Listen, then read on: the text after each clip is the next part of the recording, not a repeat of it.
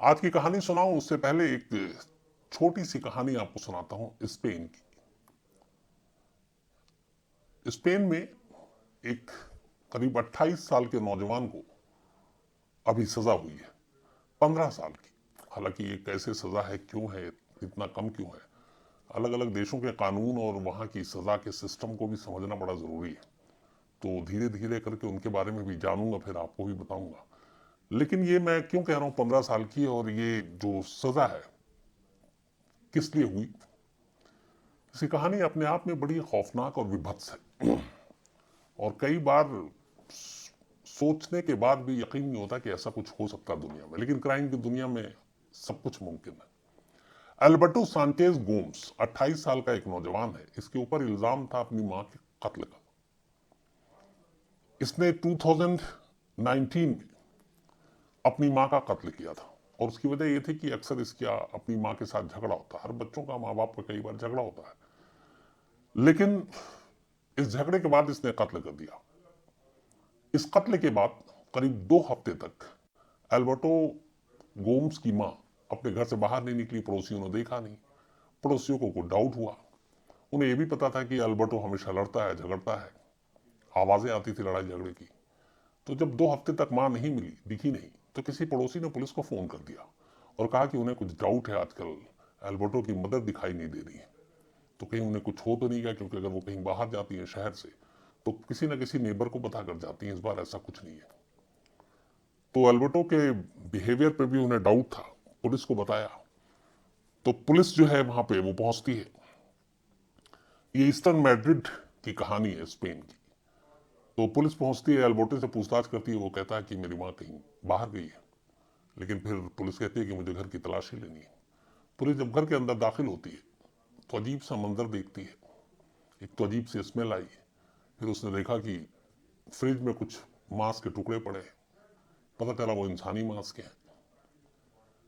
इसके बाद उससे सख्ती से पूछताछ हुई। तब उसने बताया कि हाँ, उसने फरवरी 2019 के फर्स्ट वीक में एक झगड़े के बाद अपनी मां को मार डाला। मारने के बाद बॉडी वहीं पड़ी रही। फिर उसे पता नहीं क्या सूझा, उसने मां की लाश के टुकड़े किए। अगले 2 हफ्ते तक वो अपनी मां के टुकड़े खाता रहा, और अगले 2 हफ्ते तक उसके घर में एक पालतू कुत्ता था, उसे भी अपनी मां के टुकड़े खिलाता रहा। और 2 हफ्ते बाद पड़ोसियों ने किसी तरह से जब शक जताया, पुलिस आई, तो ये राज खुला। अब 2019 का ये मामला है, फेब का। अभी मैड्रिड के कोर्ट ने फैसला सुनाया है और एल्बर्टो को 15 साल की सजा दी। तो मैंने शुरू में जो कहा आपसे कि बड़ा मतलब हैरानी होती है कि एक कत्ल कत्ल के बाद इस तरीके की लाश के साथ हरकत, अपनी ही माँ की टुकड़े करना, फिर खाना 15 दिनों तक, और सजा सिर्फ 15 साल। तो इसीलिए अलग अलग देशों में अलग अलग सजाएं, अलग अलग जुडिशियल सिस्टम क्या है, उन्हें पूरी तरह से समझने की जरूरत है। तो ये थी स्पेन की वो कहानी जो मुझे लगा आपसे शेयर करूं। अब आता हूं आज की कहानी के ऊपर। 2018 की बात है ये, और कोटाई पट्टिनम एक जगह है तमिलनाडु में। तो इसी कोटाई पट्टिनम में एक पुलिस स्टेशन जो ये था कोटाई पट्टिनम का, वहां पे एक नया पुलिस के चौकी इंचार्ज आते हैं वहां पे, जिनका नाम था sub inspector N Muthu Kumar. N Muthu Kumar ने कोटाई पट्टिनम पुलिस स्टेशन की चार्ज ली और अपना काम शुरू कर दिया। बतौर पुलिस अफसर इससे पहले कई थानों में ट्रांसफर हुआ था। तो इस थाने में आने के बाद जब चार्ज लिया, तो हर पुलिस अफसर ये करता है, जब भी एक रूटीन है कि थाने में आता है तो देखता है कितने केसेस हैं, कितने पेंडिंग हैं, कौन कौन वांटेड लिस्ट में है, कौन बीसी है, यानी कि जो वो बिल्कुल जिसको घोषित अपराधी। तो इन सारी लोगों की लिस्ट एक होती है थाने में, फरार मुजरिम से लेके जिनको हर हफ्ते पेशी भी करनी है, और चोर उचक्के, पॉकेट मार, कातिल, रेपिस्ट, ऐसे सारे लोगों की लिस्ट होती है, केसेस की लिस्ट होती है। एन मुथु कुमार ने जब चार्ज लिया तो उन्होंने सबसे पहले ये कहा कि सारी फाइल देखने के बाद कहा कि इस पुलिस स्टेशन का जो इतिहास है, हिस्ट्री है, मुझे सबसे एक ऐसा पुराना केस बताओ फाइल जो इस थाने में है, जो सबसे पुराना और अब तक अनसॉल्व हो। फाइलें ढूंढनी शुरू हुई। एक फाइल मिली उस पुलिस स्टेशन की, यानी कि कोट्टाईपट्टिनम पुलिस स्टेशन की सबसे पुरानी फाइल थी। 28 साल पुरानी, 1991 की। और ये बात हम 2018 की कर रहे हैं जब चार्ज लिया इन मुथु कुमार ने। तो 1991 की एक फाइल निकली 28 साल पुरानी। उस फाइल को जब पढ़ना शुरू किया तो पता चला कि ये केस 28 साल से अनसॉल्व है, और बाकायदा एक तरह से ऑफिशियली इसको क्लोजर रिपोर्ट तो नहीं दिया, लेकिन बंद ही मान के चल रहे थे, क्योंकि इस दौरान में 28 सालों में दर्जनों पुलिस वाले आए, दर्जनों नए चौकी इंचार्ज आए, मतलब थाने के इंचार्ज आए, बट कोई भी न इस केस को सॉल्व किया, ना किसी का इंटरेस्ट था। क्योंकि आमतौर पे जब पुलिस वाले होते हैं उनमें ज्यादातर में ये देखा गया, या तो वर्क प्रेशर इतना होता है, लॉ एंड ऑर्डर का टेंशन इतना होता है कि पुरानी फाइलों पे कोई ज्यादा वक्त जाया नहीं करता। रूटीन क्राइम जो हो रहा है, हैपनिंग क्राइम, उसी के ऊपर उनका वक्त निकल जाता है, और जब तक ट्रांसफर का ऑर्डर आ जाता है। मुथु कुमार ने कहा कि सबसे पुराना फाइल निकालो। 28 साल पुराना ये केस की फाइल उनके सामने थी। अब उस केस फाइल को उन्होंने पढ़ना शुरू किया। जो केस था वो विलाई थपेरुमल, एक शख्स, तो विलाई थपेरुमल वहीं का त्रिचूर का रहने वाला था, और उसके पड़ोस में एक लड़का रहता था जिसका नाम था सैमुअल। अब विलाई की एक बहन थी शादी की उम्र की।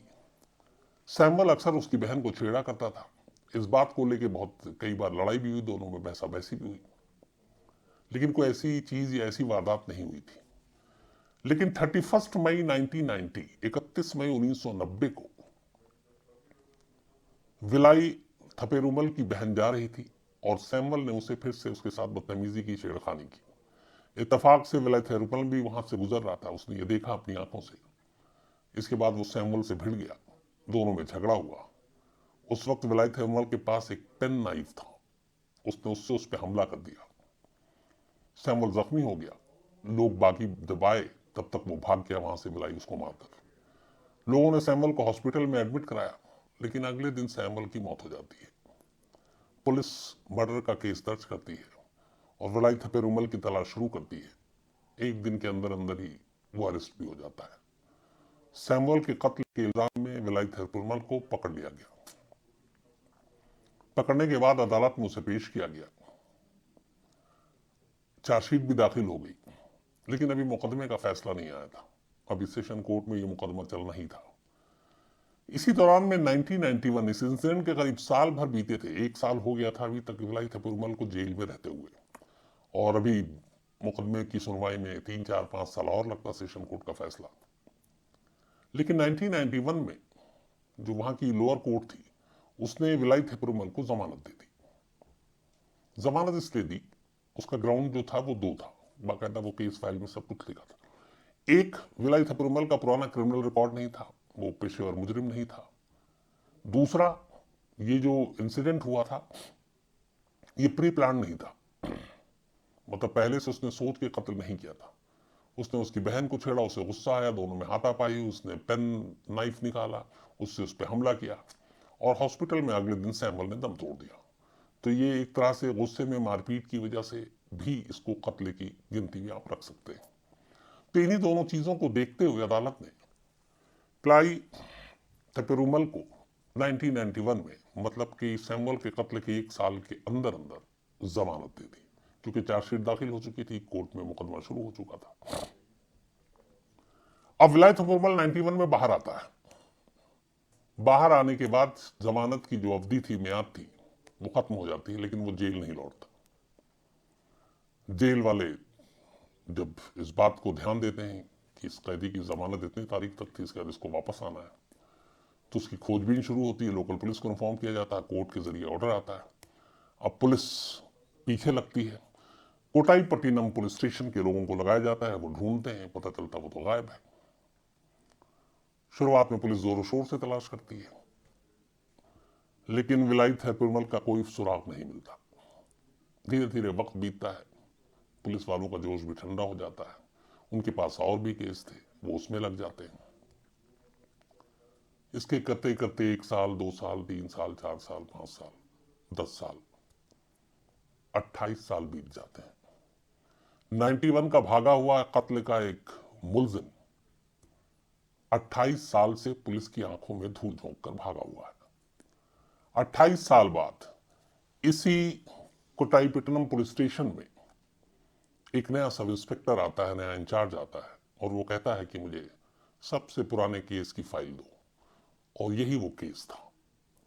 अब विलाई थेपुरमल को भागे हुए 28 साल हो गए थे, और जब वो भागा था तब उसकी उम्र भी अच्छी खासी थी, करीब 40+ हो चुका था वो। तो एन मुथु कुमार ने यह तय किया कि वो इस सबसे पुराने केस के इस पुलिस स्टेशन को सुलझाएगा, सॉल्व करेगा। जब उसने तय किया तो जो पुलिस स्टेशन के बाकी लोग थे कुछ उसमें पुराने भी थे, पर इतने भी पुराने नहीं, 28 साल वाला तो कोई था ही नहीं। ज्यादातर या तो रिटायर हो गए या कुछ इस दुनिया से ही रुखसत हो गए। तो कुछ पुलिस वालों ने समझाया कि वक्त बहुत हो गया, उसकी उम्र भी 60 पार होगी, पता नहीं जिंदा होगा मुर्दा होगा, कहाँ इस मुर्दा केस में हम लोग अपना वक्त जाया कर रहे हैं, और भी केसेस हैं उस पर ध्यान देते हैं, इस केस को छोड़िए। और ये वैसे भी इतना कोई हाई प्रोफाइल केस है ना, अब इसमें किसी की वो पड़ी हुई है, यहाँ तक कि सैमुअल की फैमिली ने भी कुछ आगे आके अब नहीं किया, सब भूल चुके हैं, तो फिर हम अपना क्यों वक्त पर बात करें। बट एन मुथु कुमार ने कहा नहीं, अगर वो मर चुका है तो हमें उसके मरने के सबूत चाहिए, ताकि केस जो है उसको क्लोज कर सके। पुलिस वालों के समझाने के बावजूद एसआई मुथु कुमार नहीं माने, और उन्होंने स्पेशली 2 लोगों की एक टीम बनाई 28 साल पुराने एक केस को सुलझाने के लिए। इनमें एक राजगोपाल जो कि कांस्टेबल, और दूसरा एस नागराज। एस नागराज 50 साल की उम्र का, रिटायरमेंट में 8-10 साल बाकी थे, और उस पुलिस स्टेशन में काफी वक्त गुजार चुका था, उस इलाके से वाकिफ था।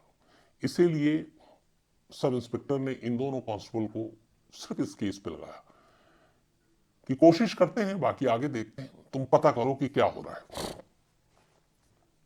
अब दोनों लग गए केस की तफ्तीश में, लेकिन ये दोनों अभी भी आधे मन अधूरे मन से लगे हुए थे, क्योंकि इन्हें लगता था कि एन मुथु कुमार जो 28 साल पुराना गड़ा मुर्दा उखाड़ने की कोशिश कर रहे हैं, इन दोनों को यकीन था कि अब जो विलाई थेपुरमल है वो इस दुनिया में होगा नहीं, उसकी उम्र इतनी हो गई कि वो मर चुका होगा। बट अब बॉस का ऑर्डर है तो जाना है। दोनों ने इन्वेस्टिगेशन करना शुरू किया। सबसे पहले पहुंचते हैं 28 साल बाद उस गांव में जहां का वेलू थपेरुमल रहने वाला था। अब थपेरुमल के गांव पहुंचकर ये सबसे पहला काम ये करते हैं कि वहां हॉस्पिटल जाते हैं, और जाने के बाद कहते हैं कि वेलू थपेरुमल नाम का एक शख्स है, तो हमें इसका डेथ सर्टिफिकेट चाहिए। डॉक्टर पूछते हैं क्यों, रिकॉर्ड पे? तो वो बताता है कि हमें चूंकि केस क्लोज करना है, तो ये मुर्दा होगा तो एक डेथ सर्टिफिकेट मिल जाएगा तो हम अपना काम कर लेंगे। लेकिन वहां पता चला कि इस नाम का कोई डेथ सर्टिफिकेट ही नहीं है। फिर वो गांव पहुंचे, उसके पड़ोसियों से पूछा, किसी ने कहा कि नहीं, वो यहाँ पे ना उसकी मौत हुई ना हमें उसकी कोई खबर है।